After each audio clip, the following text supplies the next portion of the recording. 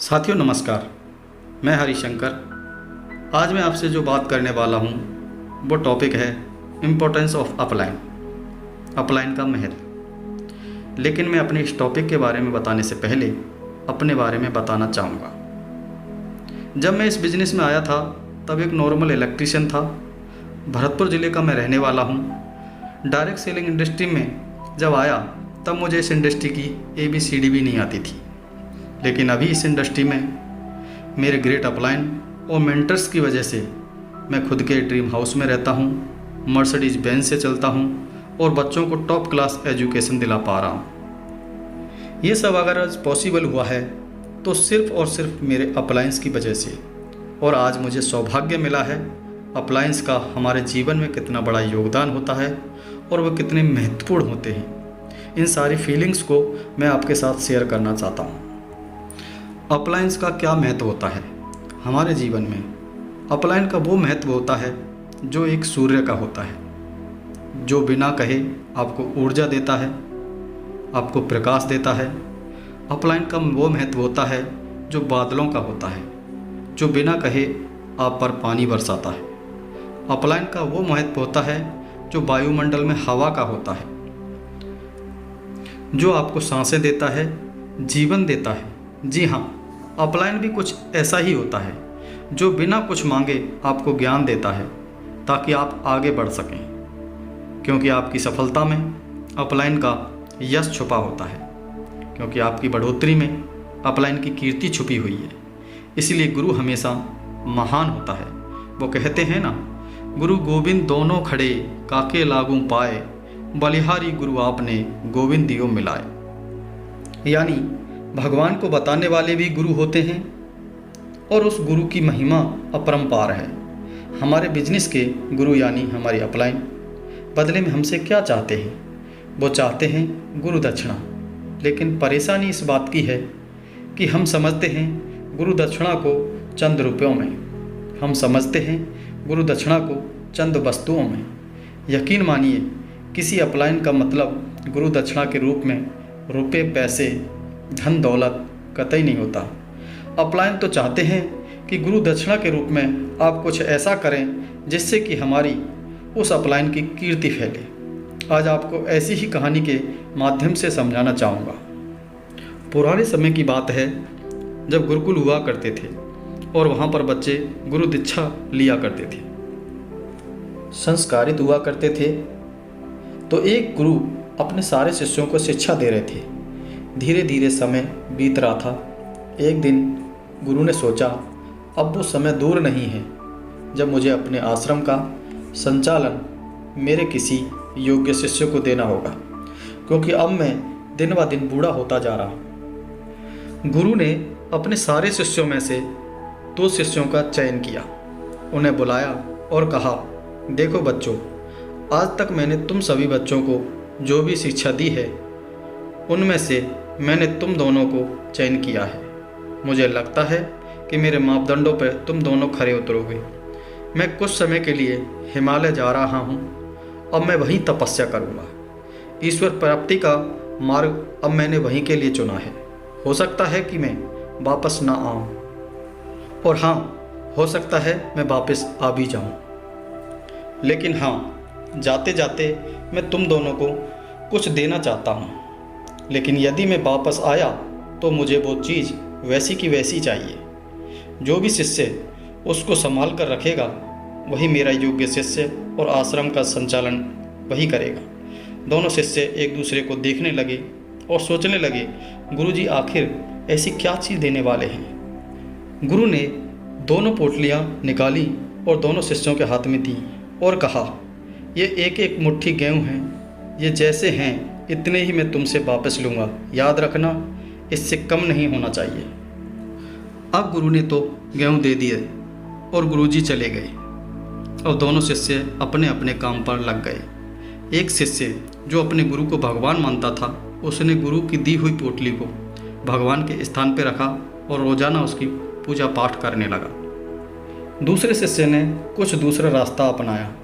उसने पोटली से गेहूँ निकाले और आश्रम के पीछे जो खाली खेत था उसमें डाल दिए।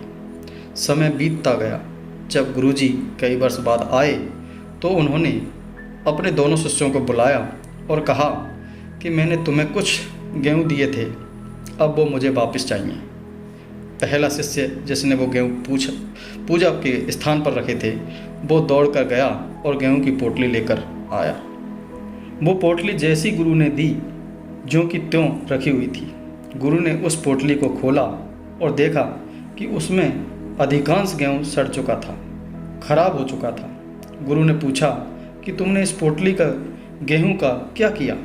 शिष्य बोला कि गुरुजी, आपने ही तो कहा था कि ये पोटली मुझे जैसी दे रहा हूँ वैसा ही चाहिए, तो मैंने ये गेहूँ की पोटली पूजा के स्थान पर रख दी थी। अब गुरु ने दूसरे शिष्य से पूछा कि तुम्हारे गेहूँ कहाँ हैं? शिष्य ने कहा, गुरुजी, मैं आपसे क्षमा चाहता हूँ, क्योंकि जो गेहूँ आपने मुझे दिए थे वो मैंने आश्रम के पीछे वाली खाली जगह में बो दिए थे। आइए मैं आपको दिखाता हूँ। और शिष्य गुरु को लेकर गया। जब आश्रम के पीछे गुरु ने देखा, उन्हें गेहूँ की लहलाती हुई फसलें दिखाई दी। गुरु ने पूछा, ये क्या है? शिष्य ने कहा, गुरुजी, आपके गए हुए बहुत समय हो गया था, इसलिए आपने मुझे जो एक मुट्ठी गेहूँ दिए थे वो मैंने इस खाली खेत में डाल दिए थे। वो इतने सारे गेहूँ बन गए, फिर मैंने उन सब को लेकर फिर से फसल बो दी और आज ये स्थिति है। तो गुरु ने इन दोनों शिष्यों को बिठाकर कहा, यही होता है सच्चे ज्ञान का असर। ज्ञान तुम दोनों ने लिया और तुम दोनों ही श्रेष्ठ हो। दोनों ने मेरा कहना भी माना, लेकिन उस ज्ञान का आप किस तरह उपयोग करते हो ये महत्वपूर्ण है। मेरी गुरु दक्षिणा में मुझे कुछ नहीं चाहिए था। मैं तो बस यही देखना चाहता था कि गुरु दक्षिणा के रूप में तुम मुझे क्या देते हो। मैंने तुम्हें इतना ज्ञान दिया, तुमने उस ज्ञान को अपने तक सीमित रखा। उस ज्ञान का क्या हुआ? वो गेहूं के दानों के समान सड़ गया।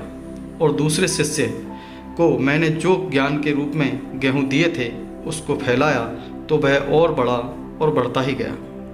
तो साथियों, कहने का मतलब यह है, आप समझ ही गए होंगे कि हमारी अपलाइन जो ज्ञान और सीख हमें देते हैं उन्हें खुद तक सीमित रख कर गेहूं के दानों की भांति मत सड़ाइए, बल्कि उन्हें पूरी टीम को फैलाइए। तब वो आगे बढ़ेगा और तब ही नेटवर्क ग्रोथ करेगा। सभी हमारे अप्लायंस की कीर्ति और यश भी बढ़ेगा यदि हमारे दिलों में हमारे अप्लायंस के प्रति सच्चा प्यार, समर्पण। तो इससे अच्छी गुरु दक्षिणा हमारे अप्लायंस के लिए कोई हो नहीं सकती। इससे हमारे स्वयं के ज्ञान का भी विस्तार होगा।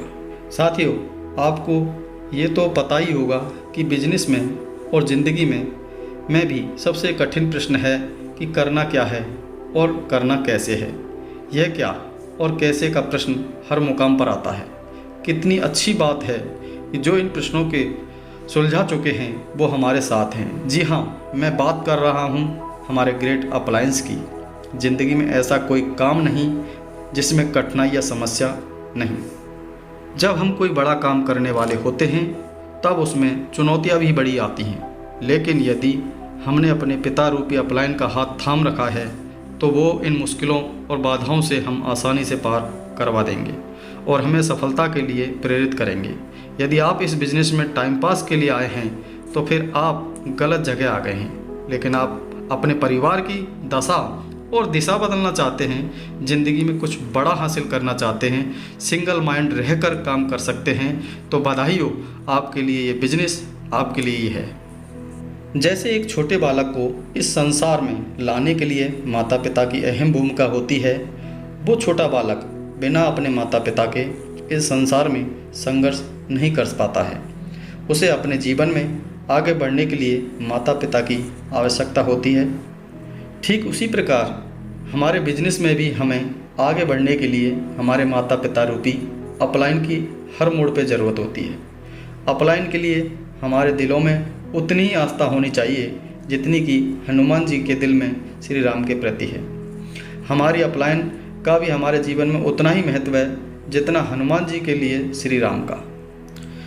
दोस्तों, मैं अगर अपलाइन के बारे में एक लाइन में बात करूं तो अपलाइन इज लाइफ लाइन।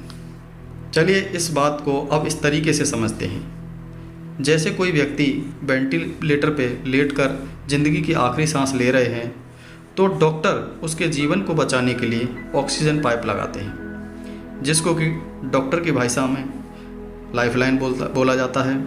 अगर उस व्यक्ति की लाइफलाइन यानी ऑक्सीजन पाइप को हटा दिया जाए तो वह व्यक्ति मर जाएगा। इसी प्रकार हमारे इस बिजनेस में हमारी अपलाइन लाइफलाइन की तरह होती है। अगर वो हमारे साथ हैं तो हम बड़ी से बड़ी मुश्किलों को और चुनौतियों को आसानी से हरा सकते हैं। इसलिए बोला जाता है, अच्छी डाउनलाइन मिलना भाग्य की बात है, लेकिन अच्छी अपलाइन मिलना सौभाग्य की बात है। दोस्तों, अपलाइन हमारे जीवन में भगवान के द्वारा भेजे गए दूत की तरह होते हैं, क्योंकि भगवान किसी की ज़िंदगी में स्वयं आकर किसी को सहयोग नहीं करते, इसलिए वो किसी न किसी रूप में आकर हमारा मार्गदर्शन करते हैं। इसलिए दोस्तों, आपका अपलाइन आपसे कम उम्र में हो सकता है, आपसे कम पढ़ा लिखा हो सकता है, गांव का हो सकता है, या फिर वो शहर का हो सकता है। इसलिए आप मन में यह विचार कभी ना लाएं कि ये क्या मेरा मार्गदर्शन करेगा, क्योंकि दोस्तों अपलाइन का छोटा या बड़ा होना मायने नहीं रखता।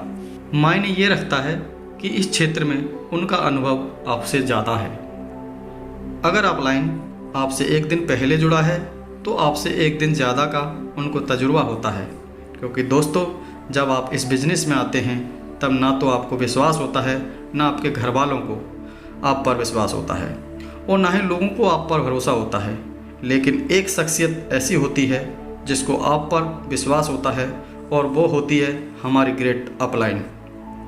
हमारी अपलाइन तब हम पर भरोसा करती है जब हमारे साथ कोई नहीं होता, और विश्वास दिलाती है कि हम भी डायमंड बन सकते हैं।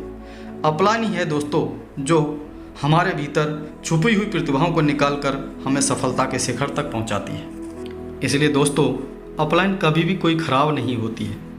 अपलाइन अच्छी होती है या बहुत अच्छी होती है। इसलिए साथियों, मैं आपको एक बात ज़रूर बताना चाहूँगा, जिस व्यक्ति के दिल में अपलाइन के प्रति सम्मान या श्रद्धा नहीं होती है, उसकी डाउनलाइन भी कभी उसके प्रति सम्मान नहीं रखेगी, क्योंकि दोस्तों नेटवर्क मार्केटिंग बिजनेस डुप्लीकेशन का है। मैंने अपने इस समय में ऐसे बहुत सारे लोगों को देखा है जो अपलाइन से छोटी छोटी बातों पर उनका सम्मान नहीं करते, उनसे लड़ते झगड़ते रहते हैं। मैं उन लोगों के बारे में इतना कहूँगा कि वो अपने लिए खड्डा खुद खोद रहे हैं। साथियों, अगर आपको जीवन में वास्तविक सफलता चाहिए तो एक बात ज़रूर याद रखें, हमारे बिजनेस में अपलाइन कुछ गिनती के ही होते हैं, लेकिन डाउनलाइन बहुत सारी होती है। अगर हमारे पास हमारी अपलाइन हमारे पास है तो हमें घबराने की ज़रूरत नहीं, क्योंकि अपलाइन अगर हमारे साथ है तो हम फिर दोबारा से लाखों लोगों को अपने साथ ला सकते हैं, या इस बात को मैं ऐसे कहूँ कि हम बार बार गिर के भी दोबारा खड़े हो सकते हैं। हमारे जीवन में हमारे मेंटर्स का होना वरदान होता है, क्योंकि वो अगर हमारे साथ हैं तो वो समस्याओं को आने से पहले ही भांप लेते हैं, और हमें उन आने वाली समस्याओं को पहले ही अवगत करा देते हैं। उनका अनुभव हमारे जीवन में बहुत कारगर होता है। इसलिए बिजनेस से जुड़ी हर घटना, हर गतिविधि के लिए अपलाइन के संपर्क में रहना आवश्यक है, बल्कि जीवन की हर गतिविधि की सलाह भी अपलाइन से लें, क्योंकि वो हमसे आगे हैं। उन्होंने भी आपकी और हमारी तरह जीवन में समस्याओं का सामना किया है। सबसे बड़ी बात, उनका हित हमारे हित से ही जुड़ा है, इसलिए वो हर उस अवरोध को हमारे रास्ते से हटा देंगे या फिर उनसे पार जाने का रास्ता बता देंगे। अगर हम उनसे संपर्क में रहेंगे तो बिजनेस से जुड़े हर अनुभव भी हमें समय समय पे मिलते रहेंगे, और अगर हम समर्पित रहेंगे तो समस्या का हल भी तुरंत मिल जाएगा। इसलिए साथियों, सिस्टम से जुड़ी हुई हर गतिविधियों की जानकारी भी उनको हमारी पता होनी चाहिए, जिससे वो हमें सही समय पे सही सलाह भी दे सकें। साथियों, जैसे जैसे हमारा ग्रुप बढ़ता है, हमें सलाह और मशवरे की अधिक ज़रूरत पड़ती है। साथियों, जीवन में जब भी कोई समस्या या अवरोध आता है, अपलाइन के अनुभव से सीखकर हम उसे पार पहुंच सकते हैं। इसके लिए एक महान वैज्ञानिक एल्बर्ट आइंस्टाइन ने बहुत ही महत्वपूर्ण बात कही है। जिंदगी की बहुत सी समस्याएं उस स्तर पर रहकर हल नहीं की जा सकती जिस स्तर पर हमने उन्हें पैदा किया है। ऐसे में हमें ऊंचे स्तर पर उठकर ही उस समस्या का हल मिल सकता है। ऊंचा स्तर यानी हमारे अपलाइन के माध्यम से आसानी से हासिल हो जाता है। साथियों, मैं आपसे यही कहना चाहता हूँ कि मैं स्वयं को बहुत सौभाग्यशाली मानता हूँ कि मुझे इस बिज़नेस में मेरी लाइफलाइन के रूप में मेरे गुरु, मेरे मेंटर मिस्टर देवेंद्र शर्मा जी मिले। क्योंकि दोस्तों, जब भी मेरे जीवन में कभी उतार चढ़ाव आए और कोई भी गलती हुई तो उन्होंने मुझे संभाला ही नहीं बल्कि समझाया भी। इसके लिए मैं उनका जीवन भर ऋणी रहूँगा। दोस्तों, हमारी श्रद्धा चाहे विचलित हो जाए परंतु ईश्वर हमेशा हमारे साथ रहता है। यही काम इस बिज़नेस में हमारी अपलाइन का है। हमारी अपलाइन हर कदम पे हमारी मददगार होती है। इसलिए दोस्तों, मैं आपसे कहना चाहूँगा, हमेशा अपनी अपलाइन का महत्व समझें और उनके सानिध्य में सफलता की ओर बढ़ें। और मैं धन्यवाद देना चाहूँगा ईश्वर को जिसने मुझे सेफसॉफ्ट जैसी ब्रांड कंपनी में मौका दिया, और धन्यवाद देना चाहूँगा मेरे सभी आदर्शों का जिन्होंने मुझे इस बिज़नेस में अपने बच्चे की तरह प्यार और आशीर्वाद दिया। आज मैं जिस भी मुकाम पर पहुँचा हूँ इसका श्रेय आप सभी ग्रेट अपलायंस को जाता है, और आगे भी जिन ऊंचाइयों पर मैं जाऊंगा वो भी आप लोगों की वजह से। कोटि कोटि धन्यवाद आप सभी अपलायंस का। Thank you very much. Wish you all the best.